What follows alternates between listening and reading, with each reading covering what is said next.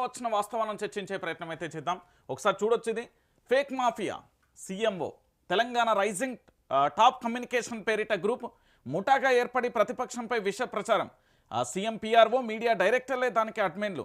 138 మందితో team. CMO నుంచే కార్యకలాపాలు. కేటీఆర్ టార్గెట్గా నకిలీ వార్తల సర్క్యులేట్. ట్యాంపరింగ్ విచారణపై వార్తల సృష్టి ఈ గ్రూప్ పని. బీఆర్ఎస్ నాయకుల వ్యక్తిగత హననమే లక్ష్యంగా వార్తలు. ఇదిగాక వేల బ్యాట్ అకౌంట్లకు సంబంధించి ద్వారా దుష్ప్రచారం. ఇక ఫేక్ మాఫియా నెట్వర్క్ గుట్టురట్టు వెలుగులోకి సంచలన విషయాలు. సీఎం అధికారులపై వెల్లువెత్తుతున్న విమర్శలు అంటూ కూడా చూస్తున్న పరిస్థితి కనబడుతుంది. ఇక విషయం ఏంటంటే ఇది మనందరికీ తెలిసిన విషయమే. అసలు ఏం జరిగిందో నేను చెప్తా. నా దగ్గర చాలా డాటా ఉంది. ఇది ముఖ్యమంత్రి కార్యాలయం కేంద్రంగా ఫేక్ న్యూస్ మాఫియా నడుస్తుందన్న వార్తలు ఇప్పుడు పెను దుమారాన్ని రేపుతున్నాయి. ప్రభుత్వ వైఫల్యాలను ఎత్తి చూపుతున్న ప్రతిపక్ష నేతలపై విష ప్రచారమే చేయడం లక్ష్యంగా వందల మందితో ఓ గ్రూప్ను ఏర్పాటు చేసి భారీ ఎత్తున ఫేక్ న్యూస్ నెట్వర్క్ను నడుతున్నట్లుగా సంచలన విషయాలు వెలుగులోకి వచ్చాయి. ఇటీవల సిట్ విచారణ అనంతరం కేటీఆర్ సైతం అదే అనుమానాన్ని వ్యక్తం చేశారు. 2 ఏళ్లుగా వరుసగా తమ గురించి వ్యక్తిగత హనన కథన ప్రసారాలు చేస్తూ కుటుంబాలను, కార్యకర్తలను మానసిక క్షోభకు గురి చేస్తున్నారు. అయితే ఇప్పుడు ఆ అనుమానాలు నిజమేనని తేలడంతో షాక్ గురవుతున్నారు. సీఎంఓ సిబ్బంది ఒక పార్టీకి తొత్తుగా మారి సోషల్ మీడియాలో విష ప్రచారం చిమ్మడం ఏంటి అని విమర్శిస్తున్నారు. ప్రభుత్వ యంత్రాంగాన్ని ఇలా రాజకీయ ప్రతీకారాలకు వాడుకోవడం ఏంటని కూడా ప్రశ్నిస్తున్న పరిస్థితి కనబడుతున్నది. ఇది వాట్సాప్ గ్రూప్ అండి.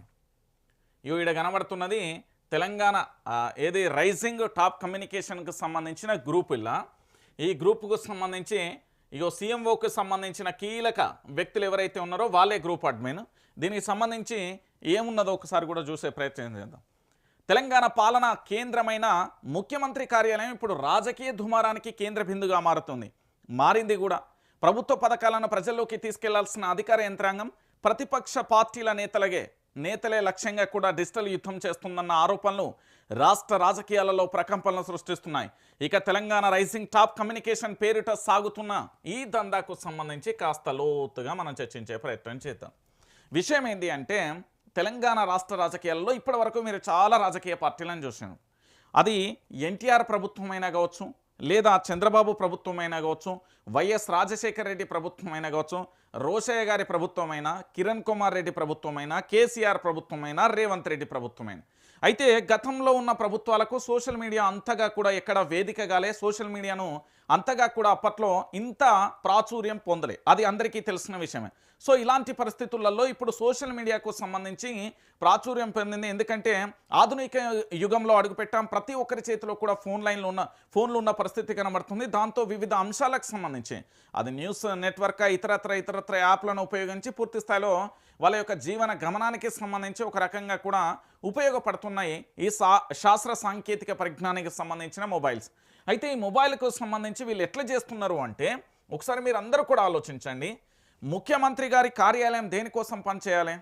పరిపాలనా వ్యవస్థకు సంబంధించి రాష్ట్రంలో ఉన్న కలెక్టర్లు కానీ, లేదా ఐపీఎస్ వ్యవస్థ కానీ, దాంతో పాటుగా వివిధ శాఖలకు అనుబంధంగా ఉన్న వాళ్ళందరినీ కూడా ప్రభుత్వానికి సంబంధించి ఏదైతే ఫ్రీ బస్సు కానీ, జీరో కరెంట్ కానీ, ఎల్పిజి గ్యాస్ కనెక్షన్లు కానీ, లేకపోతే రైతులకు పెట్టుబడి సాయం కానీ, రైతు రుణమాఫీ కానీ, నిరుద్యోగులకు ఉద్యోగ అవకాశాలు కానీ, ఇప్పటి ప్రభుత్వం ఏదైతే టార్గెట్గా పెట్టుకున్నదో 420 హామీలు, దాంతోపాటు 13 అంశాలు, 6 గ్యారంటీలకు సంబంధించి ఏదైతే టార్గెట్ పెట్టుకున్నదో వాటన్నింటిని ఫుల్ఫిల్ చేసేందుకు మాత్రమే ఈ గ్రూపులు పనిచేయాలి. కానీ ఈ గ్రూపులు ఏం పనిచేస్తున్నాయి?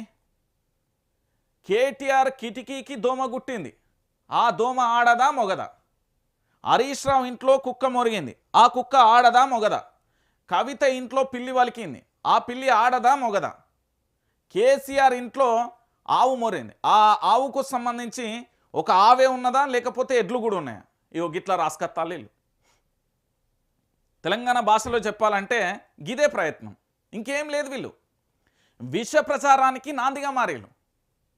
మళ్ళీ ఇలా ఒక్కొక్కల జీతం 1,50,000 నుంచి 2 లక్షల 3 లక్షల దాకా ఉన్నాయి.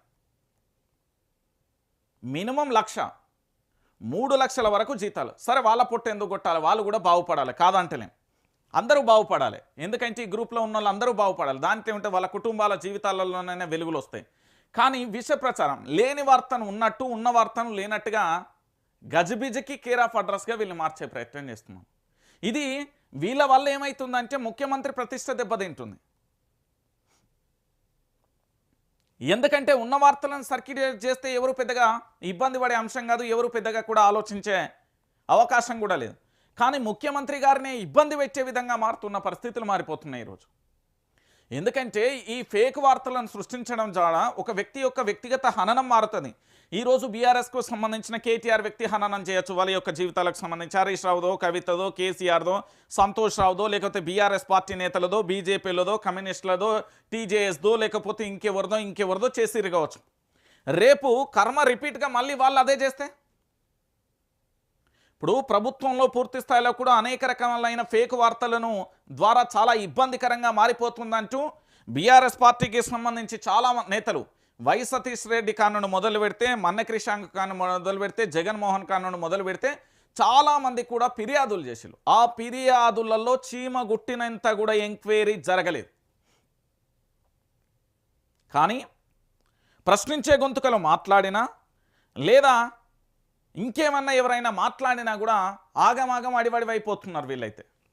నేను ఎందుకు విషయం చెప్తున్నా అంటే, తెలంగాణ రాష్ట్ర వ్యాప్తంగా ఇప్పటి వరకు చాలామంది కూడా మాట్లాడి, వాళ్ళు ఎంతమంది మాట్లాడినా వాళ్ళ గురించి పూర్తి స్థాయిలో కూడా ఎక్కడ కూడా చర్యలు తీసుకునే పరిస్థితి లేదు. కానీ ఇదే మన రాష్ట్రానికి సంబంధించిన ముఖ్యమంత్రి గారికి సంబంధించిన టీం మాత్రం విపక్షాల మీద బురద జల్లచ్చట. విపక్షాలను ఆడవాళ్ళ మీద ఇష్టానుసారంగా వ్యక్తిగత హననం కానీ, వ్యక్తిగతంగా ఇమేజ్ డ్యామేజ్ చేయడం కానీ, లేకపోతే రోతరాతలు రాసుడు కానీ, కట్టుకథలు రాసుడు కానీ, లేకపోతే వడ్డించి వారించి చేసే ప్రయత్నంలో బ్రహ్మాండంగా కూడా మారిపోయిన పరిస్థితి కనబడుతుంది. అంటే తెలంగాణ ప్రాంత ప్రజలందరూ కూడా దయచేసి ఆలోచించాలి. ఈ కాంగ్రెస్ పార్టీ 6 గ్యారెంటీలు, 13 అంశాలు, 420 హామీలలో ఏదైతే ముందుకు సాగి పూర్తిగా ప్రజలకు మంచి పరిపాలన ఇవ్వాలని మనలాంటి ఎంతోమంది కోరుకుంటున్నామో, అలాంటిది కాకుండా పూర్తి స్థాయిలో ఈ ప్రభుత్వం ఏం చేస్తున్నదండి? ఈ ప్రభుత్వం ఏం చేస్తున్నది? సబితా ఇంద్రారెడ్డి గురించి చెడుగా రాయాలి, లేకపోతే కేసీఆర్ గురించి చెడుగా రాయాలి, కేటీఆర్ గురించి చెడుగా రాయాలి, హరీష్ రావు గురించి చెడుగా రాయాలి. గిదే పని, ఇంకా వేరే పని లేదు. స్టేషన్ గన్పూర్కు సంబంధించిన తాటికొండ రాజయ్య ఓడిపోవడానికి ప్రధానమైన కారణం ఏంటంటే, అక్కడ చాలా వరకు పేమెంట్ తీసుకున్న మీడియా తనను వ్యక్తిగతంగా చాలా డ్యామేజ్ చేసే పరిస్థితి జరిగింది. ఆడ ఏం జరిగిందా ఏం కథ అనేది న్యాయస్థానం చూస్తుంది, పోలీసు వ్యవస్థ చూస్తుంది కావచ్చు గాక. గిట్లనే తెలంగాణలో చాలామందిని కూడా వ్యక్తిగత హననం చేసే ప్రయత్నం జరుగుతుంది. చాలామంది జర్నలిస్టు సోదరులు కావచ్చు, చాలామంది అధికారులు కావచ్చు, చాలామంది రాజకీయ నాయకులు కావచ్చు, చాలామంది వివిధ శాఖలో పనిచేసే వాళ్ళందరూ కావచ్చు, వాళ్ళందరినీ కూడా వ్యక్తిగత హననం చేసే ప్రయత్నం జరుగుతున్నది. ఈ సీఎంఓకు సంబంధించి ఇక్కడ ఫేక్ వార్తల సృష్టికర్త చేస్తూ అనేక రకాలుగా మొత్తం ఏంది అంటే, ఫోన్ టాంపరింగ్ ఎపిసోడ్లో హీరోయిన్లకు సంబంధించి ఫోన్ టాంపరింగ్ అయిందని, కొంతమంది బిల్డర్లకు ఫోన్ టాంపరింగ్ అయిందని, ఆఫీసర్ల ఫోన్ టాంపరింగ్ అయిందని, జర్నలిస్టుల ఫోన్ టాంపరింగ్ అయిందని, మేధావుల ఫోన్ టాంపరింగ్ అయిందని, ఇలా రకరకాలుగా కూడా కథనాలను వడ్డిస్తూ వారిస్తూ ఈ గ్రూపులలో రావడం జరిగింది. నేను ఏమంటున్నానంటే, ప్రచారం చేయండి, తప్పులేదు. ఎలాంటి ప్రచారం చేయాలి? బీఆర్ఎస్ పార్టీకి సంబంధించిన నేతలు ఏదైనా తప్పు చేస్తే ప్రచారం చేయండి, లేదా పూర్తి స్థాయిలో కూడా ఏదైనా జరిగితే తప్పు జరిగితే పూర్తి స్థాయిలో మీరు అందరూ కూడా ప్రచారం చేయండి, తప్పులేదు. కానీ వ్యక్తి యొక్క వ్యక్తిగత హననాన్ని గురించి మనం వ్యక్తిగత జీవితాలలోకి వెళ్ళి ఇమేజ్ని డ్యామేజ్ చేస్తే అది చాలా ఇబ్బందికరమైన పరిస్థితులు ఏర్పడతాయి. రేవంత్ రెడ్డి ఈరోజు అతి తక్కువ కాలంలో పతనం కావడానికి కారణం ఎవరు తెలుసా? రేవంత్ రెడ్డి ఘోరాతి ఘోరంగా పతనం కావడానికి కారణం ఎవరో తెలుసా? ఏ రాజకీయ నాయకులు కాదు, ఏ డిపార్ట్మెంట్లు కాదు, జస్ట్ బికాస్ ప్రశ్నించే గొంతుకలు అంతే. ప్రశ్నించే గొంతుకల వల్ల ఈరోజు రేవంత్ రెడ్డి ఆకాశం అంత ఎత్తులో, ఎంత సూపర్ రాకెట్ కంటే వేగంగా రాజకీయాలలో ఎదిగిండో, అదే స్థాయిలో ముఖ్యమంత్రి అయిండో, అంతే స్థాయిలో పతనం కావడానికి కూడా సోషల్ మీడియా కారణం. ఇంకా రేపు దారుణంగా ఉంటుంది. వీళ్ళు ఒక్క గ్రూపే చేయొచ్చు గాక మనం ఒక 1000 గ్రూపులు చేస్తే పరిస్థితి ఏంది? ఇలా అందరి చిట్టా ఉన్నది. ఒక ఆయనేమో లిక్కర్కు కేర్ ఆఫ్ అడ్రస్గా మారిపోయాడు, ఇంకొక ఆయనేమో కాంట్రాక్ట్ల కేర్ ఆఫ్ అడ్రస్గా మారిపోయాడు, ఇంకొక ఆయన మంత్రుల దగ్గర పనులు చేసుకుంటూ కేర్ ఆఫ్ అడ్రస్గా మారిపోయాడు, ఇంకొక ఆయనేమో అదేంటి రియల్ ఎస్టేట్లో పూర్తి స్థాయిలో కేర్ ఆఫ్ అడ్రస్గా మారిపోయాడు దందాలు చేస్తూ, ఇంకొక ఆయనేమో పథకాల పేరుతో ఆ బిల్లులు ఇప్పిస్తా ఈ బిల్లులు ఇప్పిస్తా అని కేర్ ఆఫ్ అడ్రస్గా మారిపోయాడు, ఇంకొక ఆయనేమో భూ కబ్జాలు చేస్తూ కేర్ ఆఫ్ అడ్రస్గా మారిపోయాడు. ఈ గ్రూపులకు సంబంధించిన చిట్టా లేదనుకుంటున్నారా? తెలంగాణలో అధికార పార్టీకి సంబంధించిన వ్యక్తుల యొక్క ఏమేం పనులు చేస్తున్నారని మూడో కన్నుతోని చాలా గట్టిగా 3 కళ్ళతోని గట్టిగా నిఘా పెట్టి ఉన్నారు విపక్షం. ఏది బీఆర్ఎస్ అనుకుంటున్నారా? కాదు. ఇక్కడ ప్రభుత్వ శాఖలకు సంబంధించి పనిచేసే అధికారులైనా, ప్రభుత్వానికి సంబంధించిన రాజకీయ నాయకులైనా మీ అందరి యొక్క చిట్ట ఒక ప్రైవేటు వ్యవస్థ చాలా జాగ్రత్తగా గమనిస్తున్నది. ఆ వ్యవస్థ ముఖ్యమంత్రి గారికి చేరవేస్తుంది, అదే వ్యవస్థ విపక్షాలకు చేరవేస్తుంది. నేను చెప్తున్నా కదా, ఈ ఫేక్ ప్రచారాలు చేసే బదులు ఉన్న ప్రచారం చేసుకొని బాగుపడరాదు. దావోస్కు వేయండు, ఎన్ని పెట్టుబడులు తీసుకొచ్చిండు, ఏం జరిగింది, ఏం కథ, ఇప్పటి వరకు లెక్కపత్రం లేదు కదా. దావోస్కు పోయొచ్చు మా ముఖ్యమంత్రి ఏం చేసిండు అంటే ఇప్పుడు ఏమైనా సమాధానం ఉన్నదా? దావోస్ పర్యటన ముఖ్య ఉద్దేశం ఏంది? పెట్టుబడులు తీసుకురావడమే లక్ష్యం. మరి పెట్టుబడులు తీసుకురావడానికి వేయండా లేకపోతే ఇంకేం చేసి వచ్చిండు? ఆ 3 రోజులు ముఖ్యమంత్రి ఎక్కడికి వేయండు? ఇలాంటి ఆరోపణలు అన్నీ కూడా వస్తున్నాయి. వాటన్నిటికీ వివరించుకోర్రి. ఎన్ని పెట్టుబడులు తీసుకొచ్చిండు, తెలంగాణ రాష్ట్రానికి పూర్తి స్థాయిలో ఎన్ని లక్షల కోట్లు తీసుకొచ్చిండు, తెలంగాణ తలరాతని ఎట్లా మారుస్తున్నాడు, తెలంగాణ అభివృద్ధి కోసం ఎట్లా పాటుపడుతున్నాడు, తెలంగాణ రాష్ట్ర ప్రజల కోసం ఏం చేస్తున్నాడో రాయిర్రి. నాలాంటి వాళ్ళు మొత్తం చదువుతారు కదా. ఇప్పుడు మీ పత్రికలు లేవా? దిశ, ఆంధ్రజ్యోతి, స్వేచ్ఛ, లేకపోతే ఇతరత్ర పత్రికలు లేవా? ఏనాడు? వాటన్నిట్లో ఎట్లా రాపిర్రి. ఆ వార్తలు ఎట్లా మేము చదువుతాం కదా. అవన్నీ పక్కన పెట్టి వ్యక్తి యొక్క వ్యక్తిగత హననాల గురించి ఎందుకు రాస్తారండి? ఏమొస్తుంది? అవి వార్తలు 2 రోజులు చూస్తారు, అయిపోతుంది. ఏమవుతుంది అంటున్నా. తెలంగాణలో ఇప్పుడు చాలా వరకు కూడా వ్యక్తిగత డ్యామేజ్ చేసే ప్రయత్నం చేస్తున్నారు కదా. మరి వాస్తవ దృశ్యాలను చూపించే ప్రయత్నం ఎందుకు చేస్తలేరు మీరు? సెక్రటరియట్కు సంబంధించి మంత్రులు ఎంతమంది వస్తున్నారు? గత ప్రభుత్వంలో మంత్రులు ఎట్లా రాలే? ముఖ్యమంత్రి సెక్రటరియట్కి ఎన్నిసార్లు వస్తాను? గత ముఖ్యమంత్రి ఎన్నిసార్లు రాలే? ఎన్నిసార్లు సమీక్షా సమావేశాలు చేసిరు? గత ప్రభుత్వం ఏం చేయలే? ఇప్పుడున్న ప్రభుత్వానికి సంబంధించి ఏ ప్రాజెక్టులు కడుతుంది? గత ప్రభుత్వం ఎన్ని ప్రాజెక్టులు కట్టింది? ఇప్పుడున్న ప్రభుత్వం విద్యాశాఖ కోసం ఏం చేస్తున్నది? గత ప్రభుత్వం ఏం చేస్తున్నది? ఇట్లా కంపారిజన్ చేసి వార్తలు వేయొచ్చు కదా. వ్యక్తి యొక్క వ్యక్తిగత హననాల గురించి ఎందుకు రాస్తున్నారు? అవి రాయడం వల్ల వచ్చే లాభం ఏంటి మీకు? ఫేక్ న్యూస్ సర్క్యులేట్ చేసేదే సీఎంఓ ఆఫీస్. ఇప్పుడు రాష్ట్ర డీజీపీ గారిని నేను అడుగుతున్నా, మా సజ్జనార్ గారిని అడుగుతున్నా, సమాధానం ఉన్నదా సార్? వీళ్ళ మీద చర్యలు తీసుకుంటారా సార్? వీళ్ళ మీద ఎఫ్ఐఆర్లు నమోదు చేస్తారా?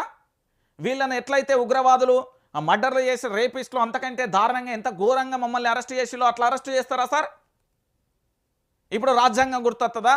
ఇప్పుడు ప్రజాస్వామ్యం గుర్తొస్తుందా? ఇవన్నీ గుర్తురాదు ఇప్పుడు. ఎందుకంటే ప్రభుత్వం చేతిలో కీలుబొమ్మలుగా మారిపోతున్నాయి అన్ని శాఖలు. ఏ శాఖ అని చెప్పడానికి లేదు, అన్ని శాఖలకు అట్లనే మారిపోతున్నాయి. అరే ఏంటండి ఇది? ఫేక్ న్యూస్ సర్క్యులేట్ చేయాల్సిన అవసరం ఏమొచ్చిందండి మీకు? కర్మ నాకు అర్థం కావట్లేదు. బ్రహ్మాండంగా ప్రభుత్వం గురించి రాసుకోరే, అద్భుతంగా ప్రభుత్వం పనిచేస్తుందని అవన్నీ పెట్టి ఏదో చేసే ప్రయత్నం, ఏదో